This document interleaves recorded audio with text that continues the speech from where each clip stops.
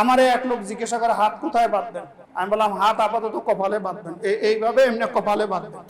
হাজার হাজার যোগ পার হয়ে গেল, আপনি হাত বাঁধার কথা শুনেন নাই, আর আমারে জিজ্ঞাসা করতেছেন আমি কি বুকের উপরে বলি না নাভির উপরে বলি না নাভির নিচে বলি, তাহলে আপনি একটা ফিতনা সৃষ্টি করতে পারবেন। এই জন্য আপাতত কপালে বাঁধবেন, এটা আমার কপালের দোষ। হাত নাভির নিচে বাঁধবেন, এটাও হাদিসে আছে। নাভির উপরে বাঁধবেন, এটাও হাদিসে আছে। বুকের উপরে বাঁধবেন, এটাও হাদিসে আছে। এই তিন জায়গার এক জায়গায় যারা বাঁধে তারা হাদিসের উপরে আছে। যে বুকের উপরে বাঁধে সে বলে এটা ছাড়া আর কোনো সহিহ হাদিস নাই, এটা হলো ফিতনা। যে নাভির নিচে অথবা উপরে বাঁধে আর বলে বুকের উপরে বাঁধার কোনো হাদিস নাই, এটা হলো ফিতনা। তিন জায়গায় বাঁধা কোনো অপরাধ না, কিন্তু জোরপূর্বক নিজের মত অন্যের উপরে চাপিয়ে দেওয়া আর অন্যটাকে জয়ীব জাল বানিয়ে দেওয়া হাদিস, এটা হলো ফিতনা। এটা কি ফিতনা? আমারে এক লোক জিজ্ঞাসা করে হাত কোথায় বাঁধবেন, আমি বললাম হাত আপাতত কপালে বাঁধবেন, এইভাবে এমনি কপালে বাঁধবেন। পরে বলতেছে এটা আবার কি কথা, এখন এটা তো জীবনে শুনি নাই।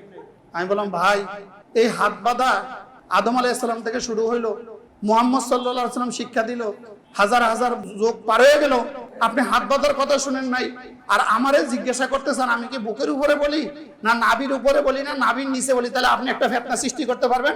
এই জন্য আপাতত কপালে বাঁধবেন, এটা আমার কপালের দোষ। এইটা আমার কপালের দোষ। হাত কোথায় বাঁধবেন এটা আপনি আজ পর্যন্ত জানলেন না। আর মালিকি মাযহাবের লোকেরা হাত বাঁধেই না, তারা হাত বাঁধেই না।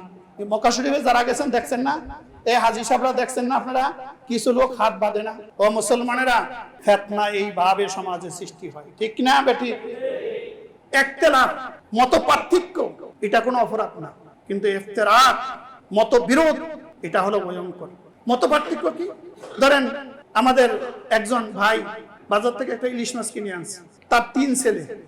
এক ছেলে বলে এই ইলিশ মাছ সর্ষে দিয়া পাকায়া খাবো, আরেক ছেলে বলে এটা দুপে আজা করে খাবো, আরেক ছেলে বলে কাঁচকলা দিয়া পাকায়া খাবো। হারাম খাইছে কে? কথা কয় না।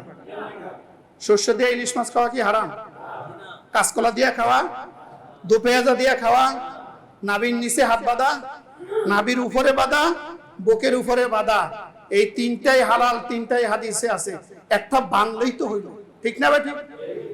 এখন যে সর্ষে দিয়ে ইলিশ খায় সে ফতুয়া দেয়, আই যারা ইলিশ দুপে আজা খায় আর কাঁচকলা দিয়া খায় ওইটা হারাম হারাম হারাম। ওই সর্ষে দিয়া আর কি জানি কাঁচকলা দিয়া ইলিশ মাছ খাওয়া আর দুপে আজা করে ইলিশ মাছ খাওয়া, এই হাদিস জাল, এটা মানসুখ হয়ে গেছে, ঠিক না বেটি? হুজুরের স্বার্থে হুজুর মানসুখ করে দেয়।